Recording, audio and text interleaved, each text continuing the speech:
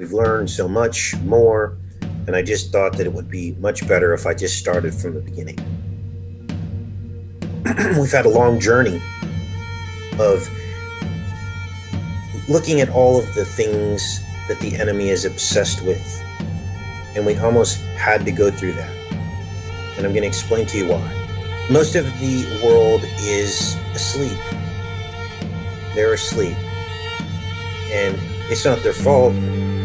It's not that they're bad people. But what has happened is they've been lulled to sleep through the Pied Pipers of fate, the Pied Pipers of evil. And it's exactly where they want you. They entertain us with all of their vices and keep us asleep. It is very hard to snap people out of it. Now, the Bible has no shortage of explanations indicating to us what our life is going to be like once we awaken to the truth. It's not an easy life. It's a narrow gate. It's a narrow path. People have to see the enemy's obsession with the Most High, because the enemy actually reveals themselves. They expose themselves. Everything that the enemy does is a knockoff of the Most High. So it's like a mirror. You're looking at the dark side and all of our media, entertainment, movie stars. But if there is a dark side, there must be a light side. Our reality, the truth about your media, the truth about entertainment, the truth about showing you the truth about who gets to break through the glass ceiling. And it was all about self-serving. So now we are going to follow the pathway of light into the human eye, and to basically follow the pathway of light into your body. Why? Because Jesus says, I am the light of the world. And there's a lot of other verses that Jesus talks about light. But what he says is, I am the light of the world. Now this word I, in the Greek, is spelled E-Y-E. Yes. E-Y-E. There it is here.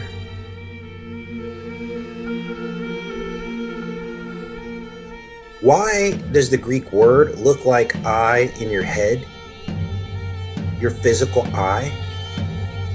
Well, that is what we're going to get into.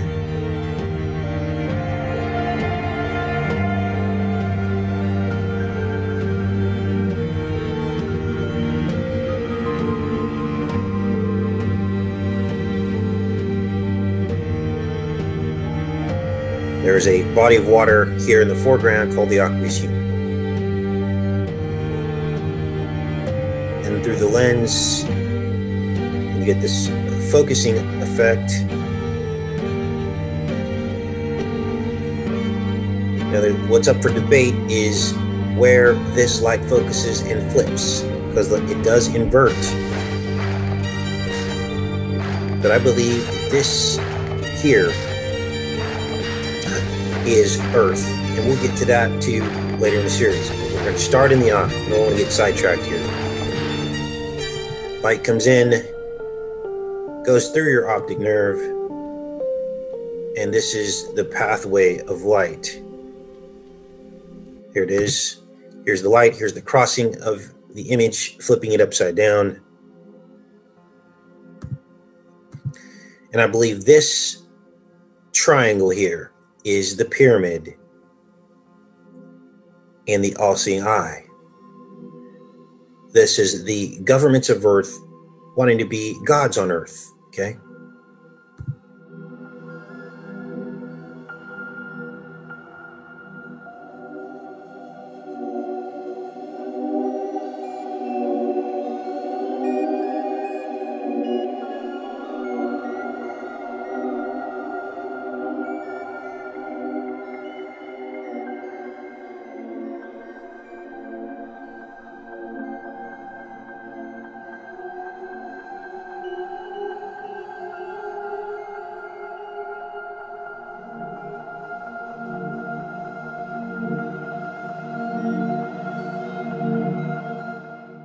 We're going to go through the anatomy of the eye, and we're going to show you what this is all about.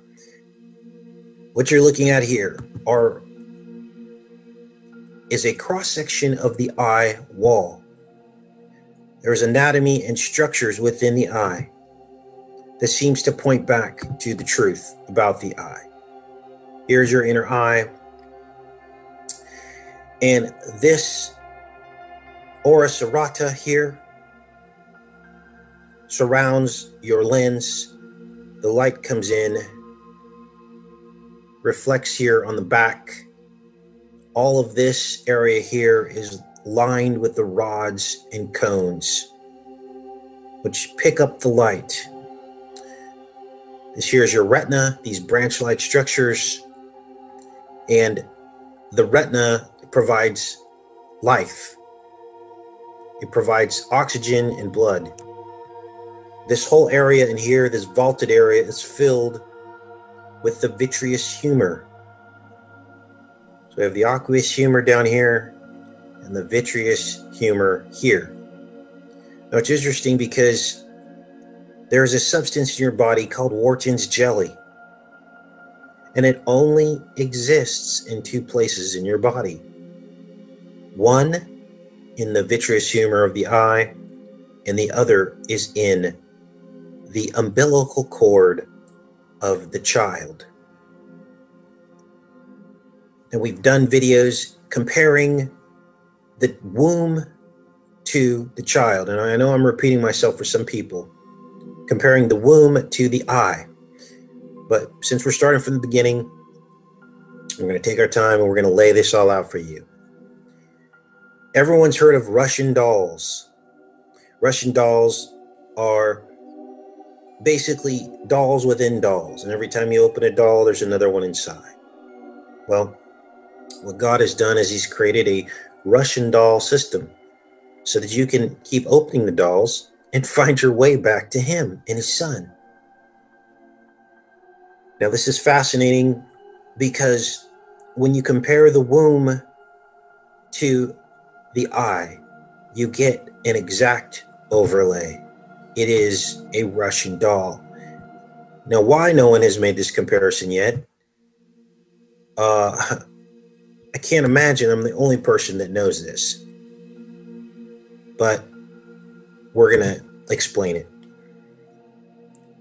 This hyaloid canal is the umbilical cord of the eye.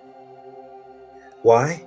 Because what it does is it provides nutrients to the lens of your eye in utero, which means while the child is in the womb.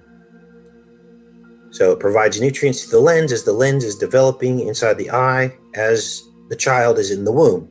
Okay?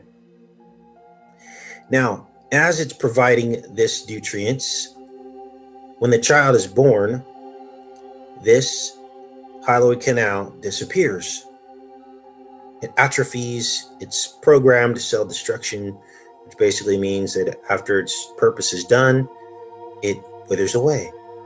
Now, inside here, inside the hyaloid canal is what's called, there's a blood line. There's a blood line here that connects this. There's actually a hyaloid artery is what it's called that connects this to here. And so once it's gone, it withers away. And that's exactly what happens with the child's umbilical cord. Within minutes, the umbilical cord atrophies and withers away once its purpose is done, which is to send nutrients to the child. Now, it's interesting because this hyaloid canal is connected also to the retina of the eye. And so what you have is, what I'm seeing here is a tree. Yes, this hyaloid canal forms the trunk of the tree, which is connected to the limbs and branches, which is your retina. And I believe what you're looking at here is the tree of life, or the tree in the garden. I'm sorry. We'll get to the tree of life soon, but this is the tree of the knowledge of good and evil. Now let's go on with this hyaloid canal. Because Remember Katy Perry's song, Seeing Life Through a Lens of the White Picket Fence? Life through a lens, white picket fence. They know. So, what happens when a child's umbilical cord is cut off? What is it called for you nurses out there? It is called a stump. And all over the earth, we have what we're told is columnar basalt, but what it really is are stumps, tree stumps of these great trees that were on earth that used to reach to the heavens. You're starting to see the picture. This will become clearer as I keep going with these analogies. It's going to become undeniable. Well, if there's stumps all over the earth, we're told are lava, like the Devil's Tower in Wyoming. What proof do we have of that? You can't just say that. Well, the proof is if you're standing on here and you cut through the center of this is the lens of your eye, you get a matrix that looks exactly like the cross sections of these columnar basalt stumps that we're seeing all over the earth. It looks exactly like that, right under our feet. This is where I believe we live. Now let's keep going with this because can't stop there, right? We've established our tree of knowledge of good and evil. Now we're going to look at other structures. Now, what's down here, Casey, in the aqueous humor? This is hell. This is the looking out into the material realm. Okay, this is what gets us in trouble. There's a new film coming out. It's about a woman who's blind, and she's given the gift of sight. I saw a trailer on it a couple days ago, and she's married to her husband, of course. But as soon as she gets her sight, she realizes that she's beautiful, and it starts causing problems in her relationship. She realizes that she's not as attracted to her husband as she thought, just based on his voice and his personality. And it causes all kinds of problems. So what I was trying to demonstrate to you guys is that the looking out into the material realm is what gets us into trouble. It is what causes the lust. It's what causes all of these things. Okay, that's why Jesus says, if your right eye causes you to sin, gouge it out, because your right eye is controlled by the left side of your brain. Everything crosses in the middle. So I showed you the tree, knowledge of good and evil. This is the realm that we've been trapped in. And remember, when Eve ate of the tree, what happened, you guys? Her eyes were opened. Now you know what that means. She ate of the tree. Her eyes were opened. All right. Casey, how is the eye like the womb? Please extrapolate. Okay, let me extrapolate this for you. This is your iris down here. This is what gives you the color of your eye. It opens and closes as light enters your eye. If it's too bright, it will constrict your pupil so that it does not damage your lens in your eye. And if it is dark, it expands. And what that does is allows more light into your eye so you can make out objects. This is simple eye physiology, public knowledge. But what they don't tell you is that this iris also represents the cervix. And when you're born into sin, into this realm, you are born with a crown of sin. Basically, you crown into the material realm, to the beast realm. Okay, you lose your crown in heaven, and you're born into the beast realm. Okay, that's when you're being born of the spirit. You're coming from the water, which is your mother's womb, and you inhaling your first breath, inhaling the ghost. That first breath that you inhale, that's your spirit. When the baby inhales that wind, that is the spiritual essence or the wind essence.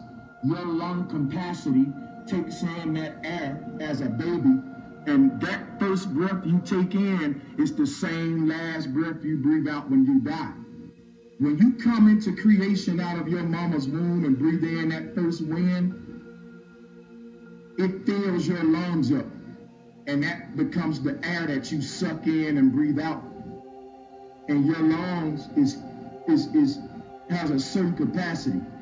When you die, you empty those lungs and you give that wind back to the cosmos, and she sucks it in and spits you right back out. And this is a continuum, a cosmic breath. So you don't stop breathing when you die. What happens is you just breathe the last breath in this body and inhale the first one in your new body. Sort of like a marathon race when the racers are running and they gotta pass the baton. You're passing the baton and there is no finish line. You are the dragon chasing its tail, or what's called an Ouroboros. This is infinity. You can't cease to exist, and you're gonna keep coming in and out of this realm through the womb of the woman.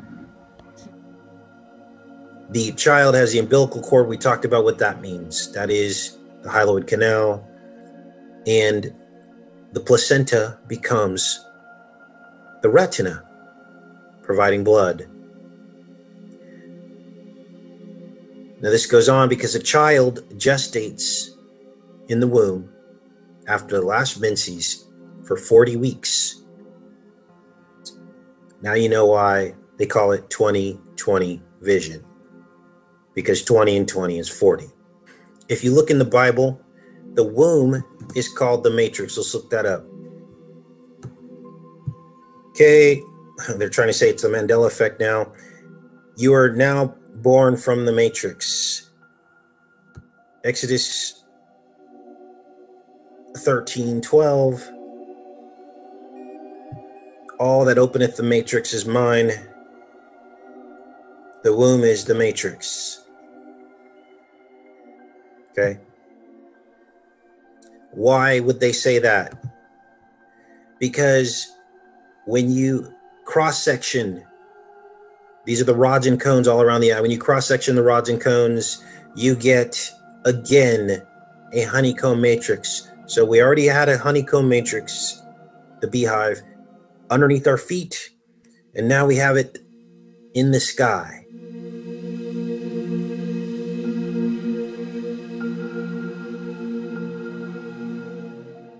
This is the vault.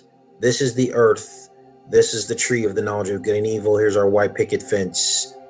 The stars are fixed in the firmament. This is the firmament.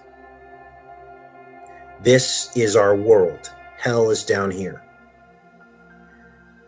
There are actually 3 levels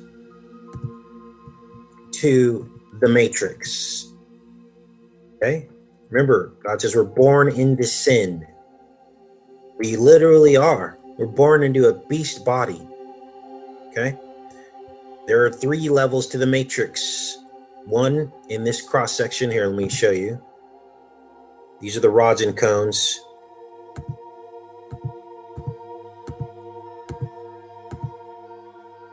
This is in the side wall of the eye. Born into this matrix this way. Now, remember, everything's opposites. So there's 3 levels. When you cross-section this cornea down here, forms part of the prison. We're surrounded by the prison. It's under our feet, in the lens, and it's in the walls here. Those are the 3 areas that are cross-section that form a honeycomb matrix. Endothelial cornea, if you're interested, cross-section, Google that. Eye, Google that. And rods and cone cross-section, Google that, and you'll find your answers. You will see the honeycomb matrix. Now, we've just compared the womb to the eye. It's undeniable. Why hasn't anyone done this in physiology yet?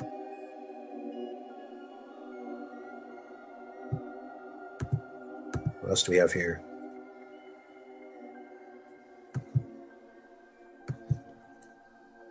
Okay, Casey, if this is our Earth, then, and the stars are fixed, why are they moving? I believe this is the answer, and this is called the vortex above us. I believe the movement is an illusion. I believe the vortex, and this is where we get a little bit into the esoteric, and these are my personal theories that cannot ever be proven. And so you can take them or leave them.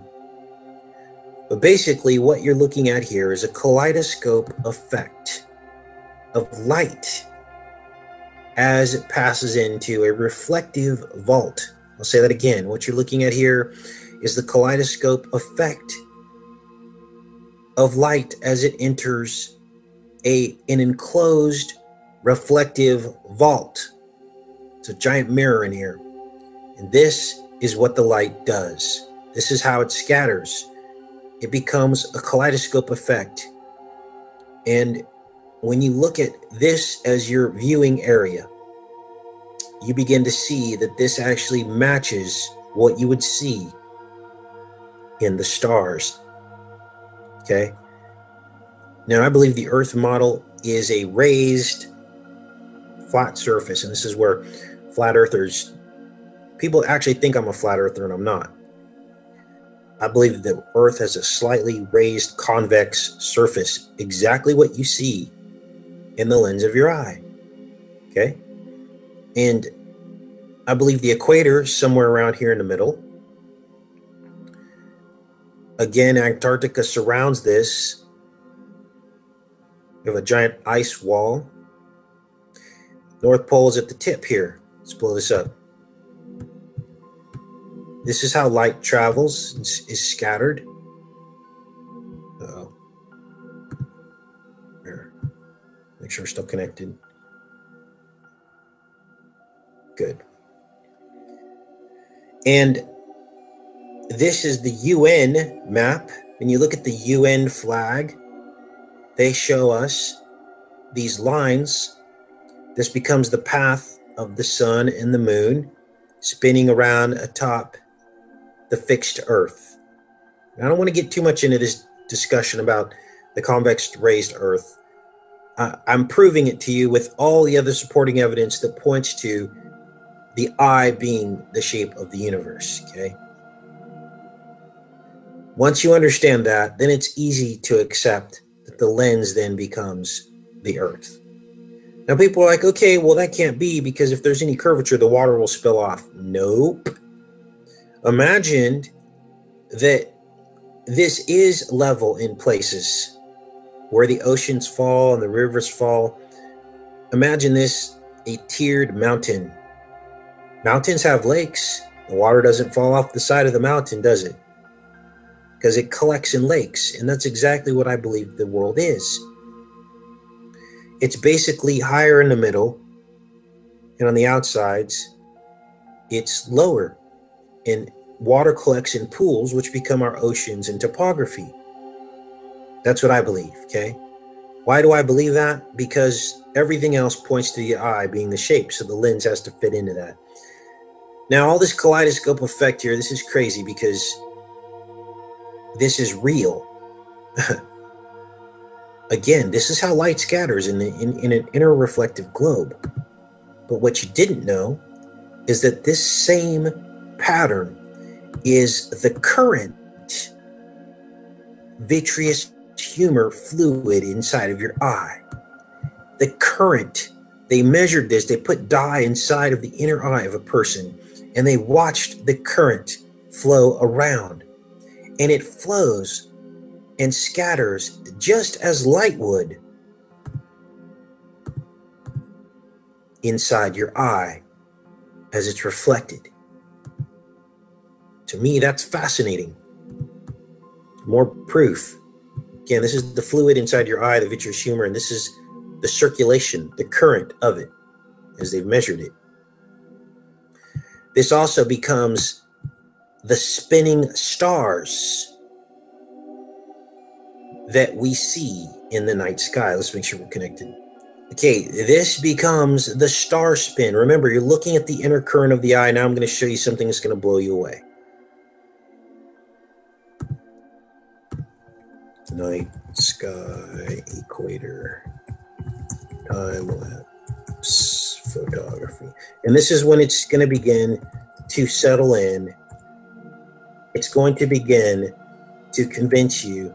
It's going to begin to make sense once you start seeing images like this.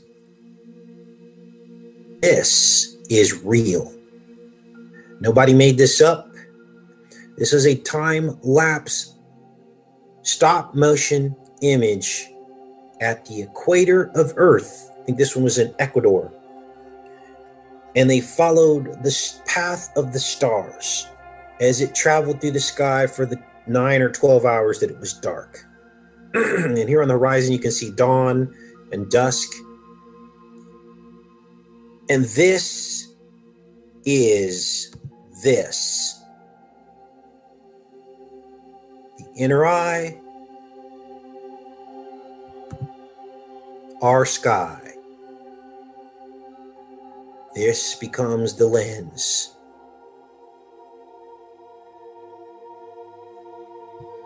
This is fascinating. It's the same image. The star flow, we'll call it. This is real. This is a real image. This is the North Pole Star and the South Pole Star.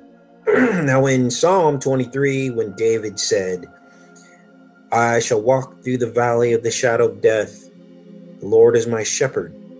Shall not want. I shall lay down in green pastures, is kind of how the verse goes. I think this here is the valley of the shadow of death. This is where we are. We've dropped into. He is my rod and staff. Well, a staff is straight, a rod is curved. You look at biblical images of ancient rods and staffs, you will see. And God breaks us through the eyes of Molech. These are the owl eyes of Molech. Imagine you're standing on a glass floor and you can see below the horizon, you have owl eyes. And this is why the evil ones worship Molech. Okay? That's why Molech is milk, M-L-K. And because the Milky Way of the sky. Molech, Milky Way. I know I'm kind of talking like we're all in third grade, but sometimes these concepts are easy for me to understand, but when I'm explaining to other people, it takes a minute to sink in. M-O-L-E-K is the phonetic spelling of Molech.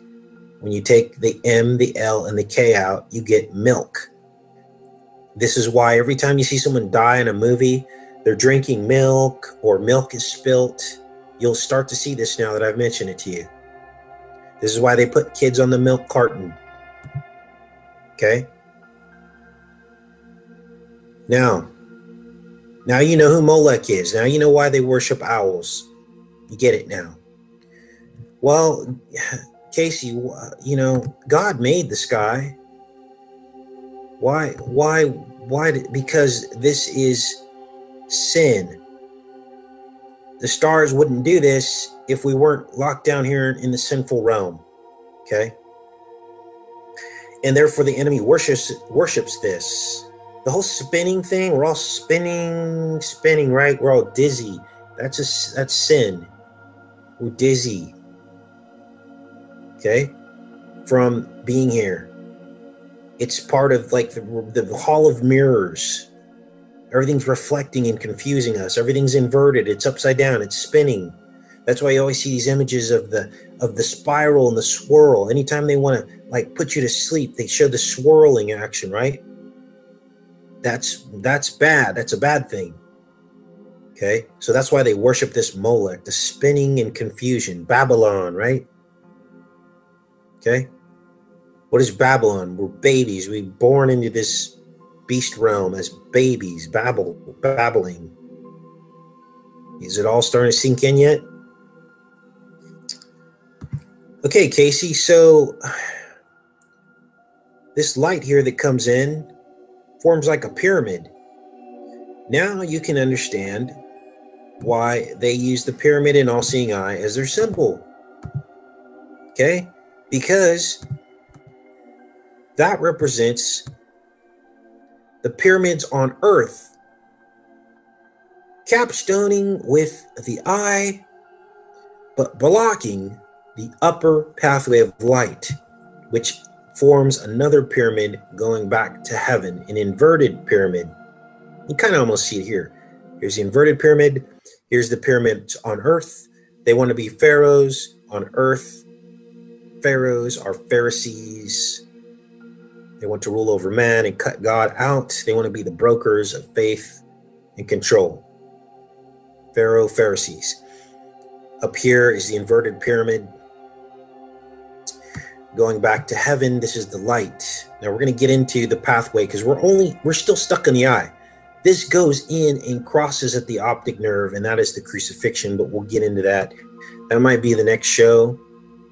The groundwork and show you guys the structures of the inner eye and how this becomes our universe. And next, we'll get into the light passing in through the optic nerve and what all that means.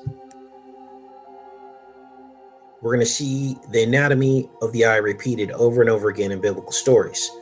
It doesn't mean the stories did not happen. What this is a confirmation that God is real, because he had the Bible patriarchs act out through the will of God. He gave them instructions. What do you mean, Casey? Well, there's a reason why God told the Israelites to pass through the Red Sea. Are you seeing what I'm telling you? There's a reason why only a remnant passed through the Red Sea during the Exodus out of Egypt.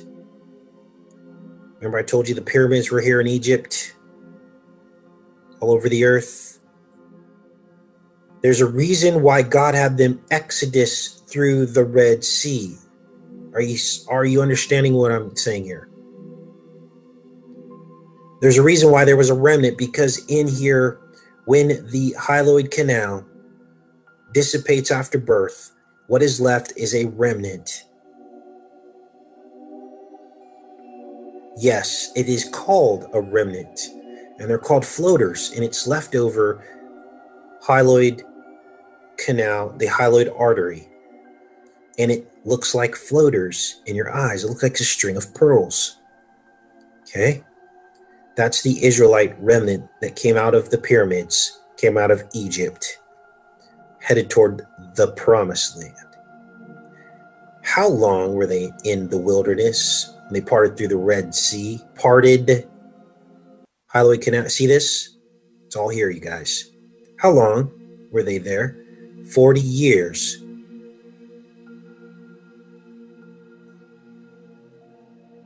"40 weeks is the gestation of the child." There's also some 40 synchronicities I can't think of off the top of my head that deal with this hyaloid canal. I think when the fetus is 40 millimeters, this develops in their eye. So there's all these 40s. Okay? Now you know why they went through the Red Sea. What was leading them through the Red Sea during the Exodus? It was the Ark of the Covenant. What is the Ark? Ark of light. The Ark, the pillar of fire by night, the pillar of cloud by day, is what it was led by the Spirit of God. Okay? Which points back to the flood ark that Noah built. Where did he pass through? It rained for 40 days and 40 nights.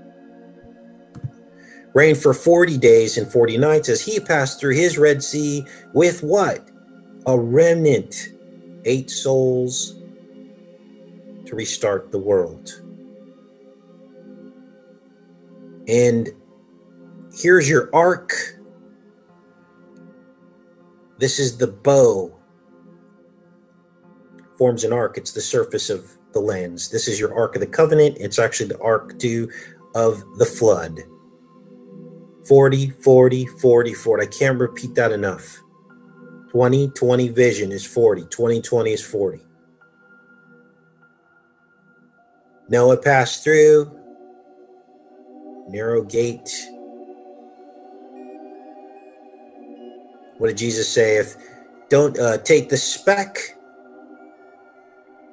asking someone else to take the speck out of their eye when you have a beam in yours. The speck is the remnant. They look like specks. The beam fits in through this wide gate, which is your iris and your pupil, but the speck can fit through the narrow gate.